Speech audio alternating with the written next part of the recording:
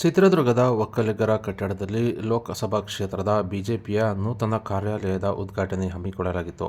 ಇನ್ನು ಭಾನುವಾರ ಮಧ್ಯಾಹ್ನ 12 ಗಂಟೆಗೆ ಚಿತ್ರದುರ್ಗ ಲೋಕಸಭಾ ಕ್ಷೇತ್ರದ ನೂತನ ಬಿಜೆಪಿ ಕಾರ್ಯಾಲಯದ ಉದ್ಘಾಟನೆ ಹಮ್ಮಿಕೊಂಡಿದ್ದು, ಕೇಂದ್ರ ಸಚಿವ ಎ. ನಾರಾಯಣಸ್ವಾಮಿ ಹಾಗೂ ಎಂಎಲ್ಸಿ ಕೆಎಸ್ ನವೀನ್ ಅವರು ಆಗಮಿಸಿ ಈ ಒಂದು ಕಾರ್ಯಾಲಯದ ಬಾಗಿಲಿನ ಬಳಿ ಟೇಪನ್ನು ಕಟ್ ಮಾಡಿ ಕಾರ್ಯಾಲಯದ ಒಳಗೆ ದೇವರಿಗೆ ಪೂಜೆ ಸಲ್ಲಿಸುವ ಮೂಲಕ ನೂತನ ಕಾರ್ಯಾಲಯವನ್ನು ಉದ್ಘಾಟನೆ ಮಾಡಿದ್ದಾರೆ.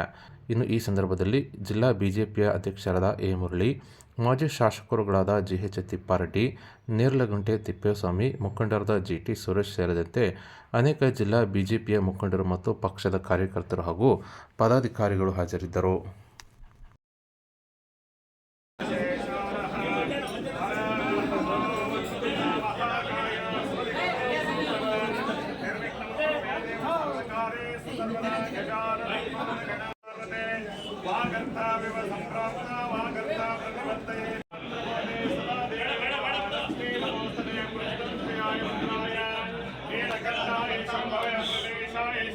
महादेवाय देवः हवं शिव शिव शम्भोनाथे प्रवर्तमानस्याद्य ब्रह्मणाद्रिपरार्थे स्वयंवराः गणदैवैव स्वतमन्वन्तरगिरियुगे प्रतापादिजं महाद्वीपे भरतवर्षे भरतखण्डे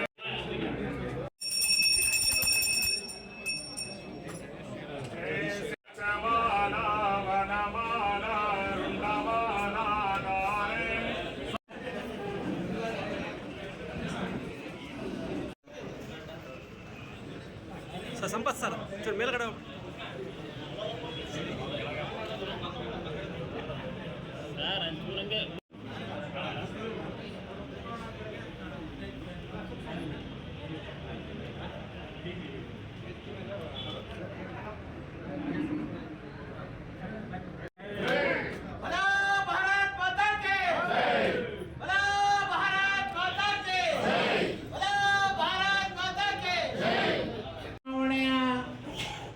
ನೋಟಿಫಿಕೇಶನ್ ಹೊರಬೀಳಲಿದೆ.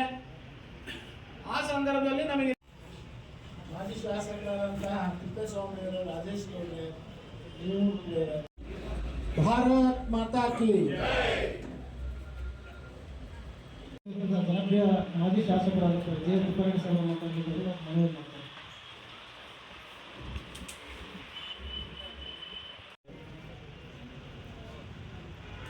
ಹಾಗಾಗಿ ನಮಗಿರುವಂಥದ್ದು ಕೇವಲ 60 ದಿನ. ನಾವು ಈ ಕ್ಷೇತ್ರದ ಸುಮಾರು 17.5 ಲಕ್ಷ ಮತದಾರರನ್ನು ನಾವು ತಲುಪಬೇಕಾಗಿದೆ.